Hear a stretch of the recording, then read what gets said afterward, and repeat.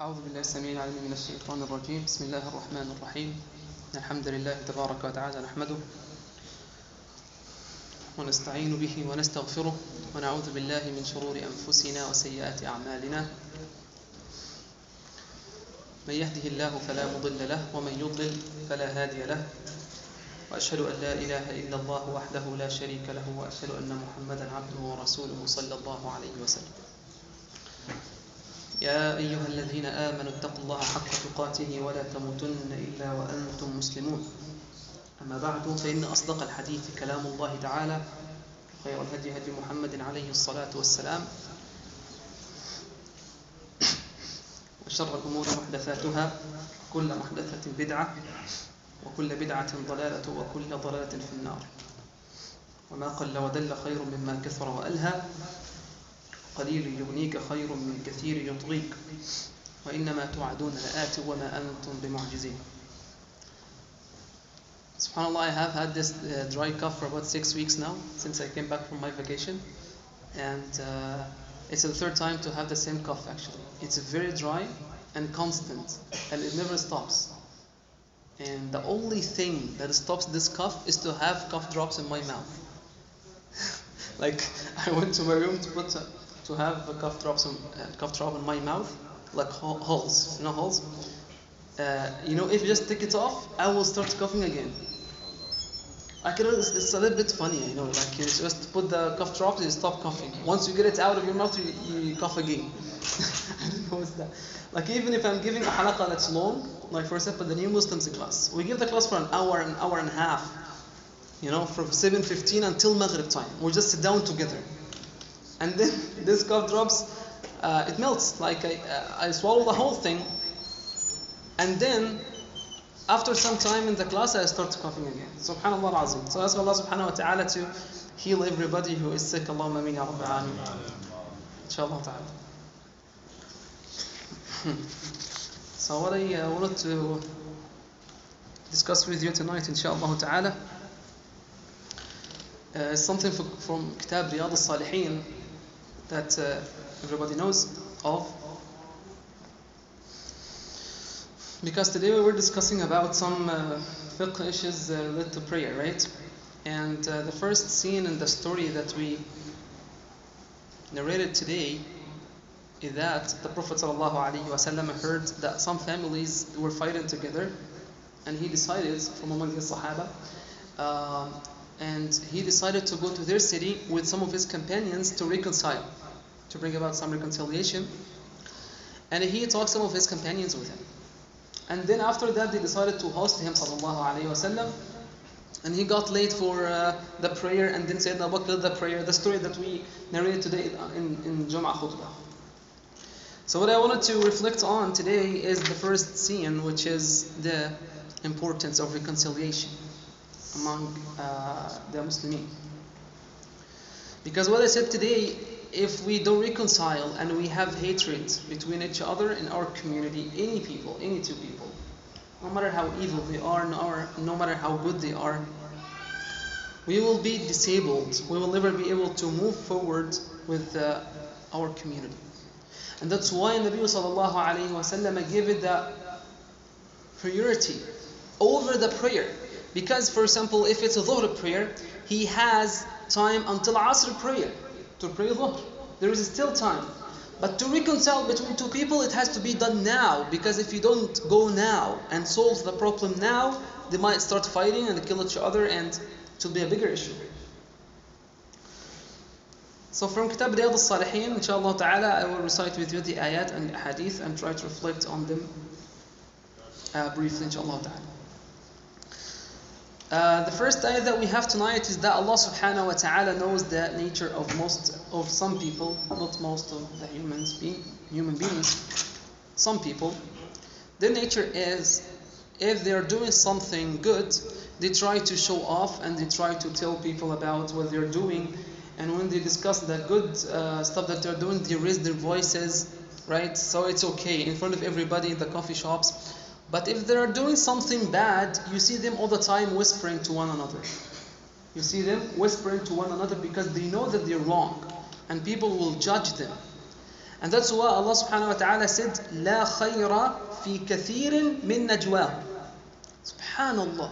This Quran just deals with human beings, with nature. It's really from someone who has created these human beings.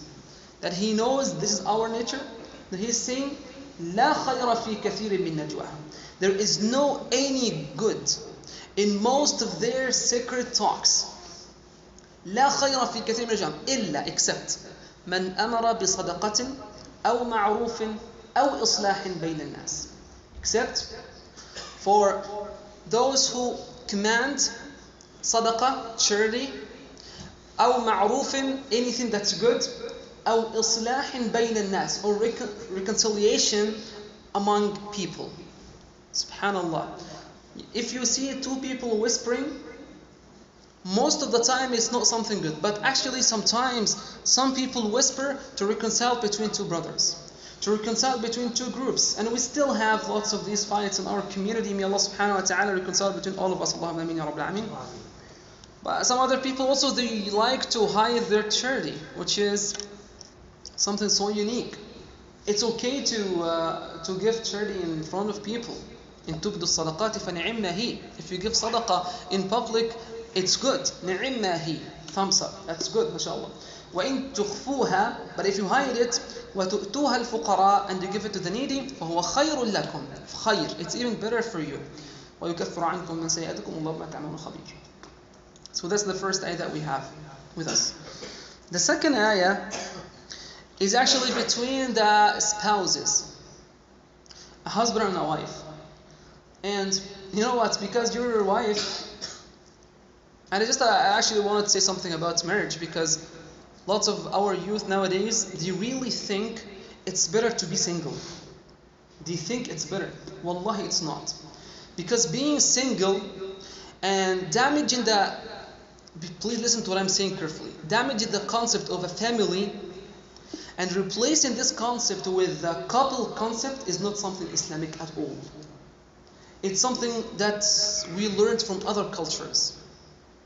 I don't have to explain more than this. But the family concept is an Islamic concept. To build a family and to have children, to raise them, to have responsibility towards them. It's an Islamic concept. But what we have nowadays is we follow the culture of whoever is the strongest. When some country is stronger than the other country, we follow their culture, no matter it's bad or good. So one of these cultures that we follow is that couples are better. So they prefer to stay their whole life single, thinking it's better not to take care of somebody financially. It's better not to take care of raising children. No, it's not better. You're destroying your whole life, because when you reach the age of 40, 45, you will realize how hard it is. And some people actually come to me who have lived their whole life as non-Muslims and they converted after that, and they're really looking for somebody. It's difficult to be by yourself, especially if you want to apply your religion. You can't have like a boyfriend or a girlfriend with the Western concept. You know, if you're in the school, you can have like a classmate who's a girl, it's fine. Or she can have a classmate who's a boy. It's life. A co-worker who's a female from the other gender, it's fine. But the girlfriend and boyfriend is something else. We don't have this in Islam, right? So they used to have them their whole life, and then when they reach the age of 40, 45, they are really looking for somebody. Because there is no comfort. In the girlfriend and boyfriend, there is no comfort. They just fulfill their desires, their lusts, and then they go away. Nobody had a responsibility towards one the other at all. Which is not Islamic. So please be careful. Allah subhanahu wa ta'ala knows that because we live with our spouses every single day, we see them in the morning and in the evening, we eat together, I lie down in front of her, she lies down in front of me. Sometimes we get upset with each other, we fight a lot. He knows that sometimes when we're upset, we don't even want to look at each other. And as I told you before, sometimes you reach that point when you say, oh, okay, I'm going just to divorce her now because I don't want to headache anymore. And then when you come down, you say, Alhamdulillah, Rabbi, I didn't do anything stupid. I'm still married. Because I would have destroyed my whole life if I would divorce my wife, right? Or if she would go to court or this is life. So Allah subhanahu wa ta'ala says in this ayah, وَإِنِ امْرَأَةٌ خافت من بعلها. This Quran is amazing, wallahi. Everything in our life, you will find a solution in the Quran. Just go a little bit in depth or think a little bit about the meaning. وَإِنِ امْرَأَةٌ خَافَتْ مِنْ بَعْلِهَا نُشُوزًا أَوْ إِعْرَاضًا. If a woman fears from her husband one of two things, nushuzan. The word nushuz, we Arabs think that nushuz is only from women, from women, from only wives. They only have nushuz. You know, my wife is nashes. I want to divorce her because she's nashes. We ask, what's nashes, ya akhi? He says she's arrogant. She's not giving my rights. And he doesn't know that in the Quran also, the man, the husband can be a nashes too. Here, Allah says this. Here, I don't know if we have this culture also in Pakistan and Bangladesh or not. We always use this word against our wives. She's nashes. It's here. وَإِنِ امْرَأَةٌ خَافَتْ. If a wife fears from her husband, nushuzan. He might be nashes. Like he can be arrogant too. He can be not responsible. Sitting the whole day in front of his laptop, not taking care of the family. He doesn't want to work. A sister came to me, and because of the privacy, of course, I'm not going to say from where, but subhanAllah, she came with her husband. He committed zina, and he's married, and she knows that he committed zina with one of the people that she knows, one of her friends. And he beat her until he caused miscarriage. He killed the baby. And then the two kids are taken by the court because they can't live in this family anymore. You have to reconcile first. And then, after all of that, she doesn't know what to do. There's no escape. That's called nushuz. This man, this husband, that husband is an ashes. Allah says, امرأة خافت من بعلها نشوزا أو إعراضا. إعراضا, you know, he has a plan to turn his back towards me. He has a plan to divorce me or to marry somebody else, to go away. She's scared. قال Allah, what's the solution? Go fight with him? No. Look at the solution. فَلَا جُنَاحَ عَلَيْهِمَا أَن يُصْلِحَا بَيْنَهُمَا صُلْحًا. Go try to bring about a settlement. Bring about reconciliation between them. Do whatever you can. Because we have two ways to solve the problems. We have two ways to solve any problem. I just want to find the word. Yeah, التقاضي أو التراضي. Taqadi is to go to al-qada, to go to the court and solve it over there. That's if you can't control yourself. If you can't solve your problem with your spouse. If you can't control yourself and solve your problem with your brother. Go to the court. Taqadi, to the qada. But if you are wise enough, this taradi with rida, which means sit down together, have a discussion, say whatever you have in your heart, and then reconcile. You know what happens after that? Look at the Quran. Just look at the beauty of the Quran. What happens after that is when you go home, you say, "Oh no, actually, I haven't taken my rights. Still, he has wronged me, and I didn't actually put him down enough. I should have told him, listen, I still want him to kiss my feet. No, it's not enough." Allah says, listen to this. وَأُحْضِرَتِ الْأَنفُسُ الشُّحَّ. He knows that our souls are stingy. Stingy, we are not generous towards one another. We are stingy of our feelings. We're still stingy. Allah is describing exactly how we feel. وَأُحْضِرَتِ الْأَنفُسُ الشُّحَّ.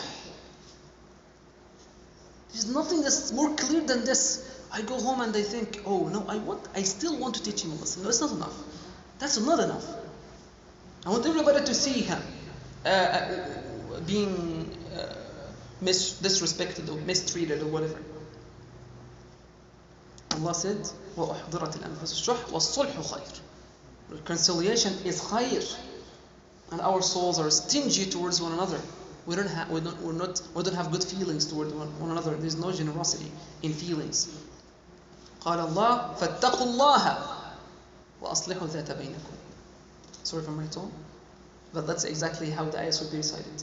فاتقوا الله, fear Allah, and reconcile between one another.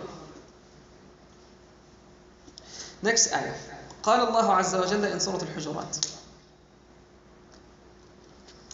One time, Nabi sallallahu alayhi wa sallam was asked to go to Abdullah ibn Ubay ibn Salul. You know when Sayyidah Aisha radiallahu anha was accused of committing zina, right? One of the Muslimin, he's a hypocrite, is the one actually who spread this rumor in the community and told people that Aisha has committed something with Safar ibn al-Mu'attil. He was the leader of the hypocrites at that time, whose name is Abdullah ibn Ubay ibn Salul. Some of the Sahaba suggested to Rasulullah to go to Abdullah ibn Ubay ibn Salul to advise him to have sincerity and stop harming Muslimin. Because Allah subhanahu wa ta'ala has told His Messenger about your reality, what you have in your heart, which we can't tell nowadays. Nobody can tell who is hypocrite and who is sincere. And Nabi alayhi wasallam, because he is so humble, he decided to go. He will make da'wah anyways to anybody.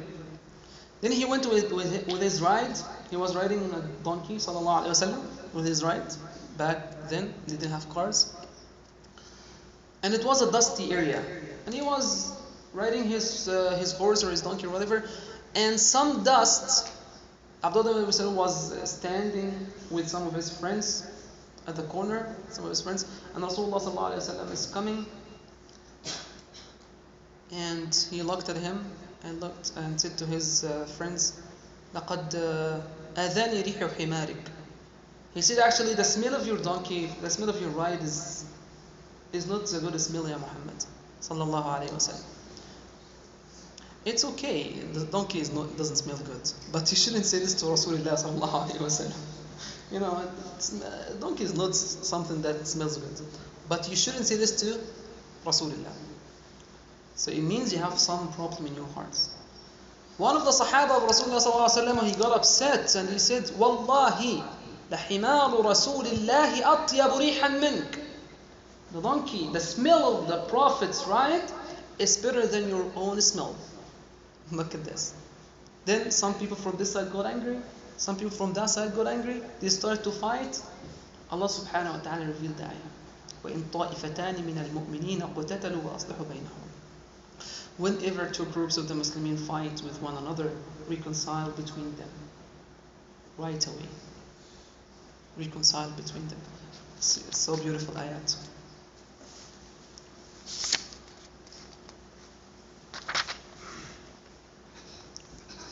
Look at this situation. It's reported by Imam al-Bukhari and Muslim. Okay, just maybe 5 more minutes and that's it, inshallah ta'ala.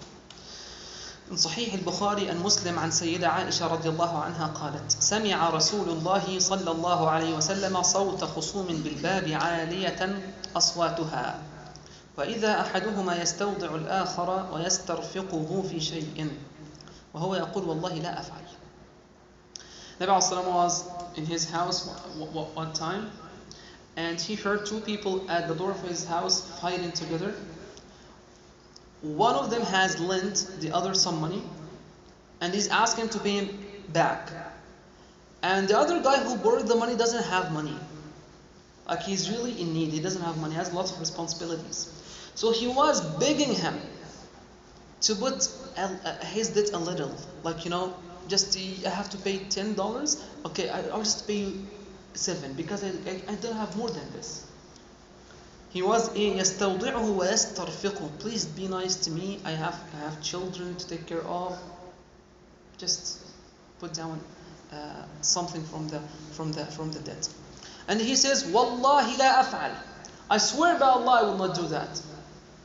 فخرج النبي صلى الله عليه وسلم. The Prophet came out of his house and then he said, أين المتألي على الله لا يفعل المعروف. Where is the one who swore by Allah that he would not do good? Just because you have some hatred in your heart, you're angry because of your money, you say, Wallahi, I will not forgive you. If you forgive him, Allah subhanahu wa ta'ala will forgive you in the day of Qiyam. And then he put the decision, sallallahu alayhi wa sallam, قال أنا يا رسول الله, I am the one who swore by Allah. قال فله أي ذلك أحب. Give him what he asks you for. Somebody asks you to do something good for him, just do it if you can. And that's what we call shafa'ah. You know, when you can't, for example, talk to somebody because he's a very important person and you can't reach him, and when you go to somebody else as an intermediate to talk to him, that's called the intercession. Shafa'ah. That's recommended. A shafa'ah is recommended. كان النبي صلى الله عليه وسلم إذا أتاه طالب حاجة أقبل على جلسائه. When a needy person would come to him صلى الله عليه وسلم to ask for some help or some financial help, أقبل على جلسائه فقال, he would turn his face towards his companions and says, اشفعوا تؤجروا ويقضي الله على لسان نبيه ما شاء. Go make intercession for your brothers. Can you please go find somebody who is wealthy to help our brother? Go make intercession for people. ويقضي الله على لسان نبيه ما شاء. Because Allah subhanahu wa ta'ala has prescribed on the tongue of His Messenger whatever He wills. It means if you go intercede for somebody, you're not going to change the world. Somebody deserves to get a job. If you go intercede for him and he really deserves it, but he can't get it, you go intercede for him, but you're not going to change anything. It's not because of you. No, it's because of Allah subhanahu wa ta'ala has prescribed something in this world to happen. But if you just to go try to intercede for him, you will be rewarded. And alhamdulillah, I have many brothers do this, alhamdulillah. Like in our community, that's very common, that we intercede for one another. That's something very positive. I have seen this a lot. Last hadith, inshallah. Reported by Bukhari عن عبد الله بن عباس رضي الله عنه في قصة بريرة. There was a woman, her name is Barira. She was like a slave girl, owned by Sayyidah Aisha رضي الله عنها. Then Sayyidah Aisha freed her, so she is not a slave anymore. And she was married when she was a slave. She was married to a man, his name is Mughith. But when she is freed now, she doesn't like to be married to a slave anymore. She wants to get divorced from Mughith. And it's her right. She doesn't like this.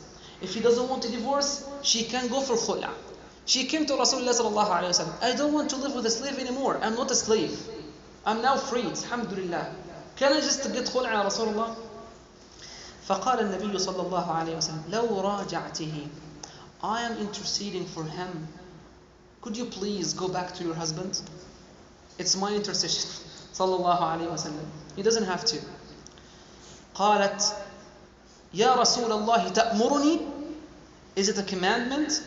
Because you know what? If it's a commandment and he says no, she will get into trouble. Like she's saying no to Rasulullah sallallahu alayhi wa sallam. He said no, إنما أشفع. I'm just interceding. I'm just trying to reconcile. قالت لا حاجة لي فيه. Actually, I don't like him, ya Rasulullah sallallahu alayhi wa sallam. She actually should have obeyed him sallallahu alayhi wa sallam, even if it's not a commandment, even if it's just an intercession, but she didn't want to. And we have some other occasions actually in this intercession, our history, that's so good, mashallah, in the seerah of Rasulullah sallallahu alayhi wa sallam. But I don't want to make things long for yourself and for me. Inshallah ta'ala, we will have our youth halaqah now. Thank you so much for your time. Inshallah, we'll make dua, quick dua, inshallah. اللهم صل على سيدنا محمد في الأولين صل عليه في الآخرين وعلى آله وأصحابه أجمعين.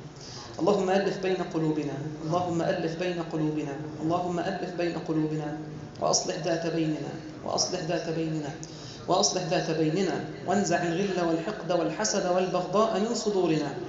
اللهم طهر صدورنا وصف نفوسنا. آمين آمين آمين. وصلى اللهم على نبينا محمد وعلى آله وأصحابه أجمعين. سبحانك اللهم وبحمدك أشهد أن لا إله إلا أنت أستغفرك وأتوب إليك.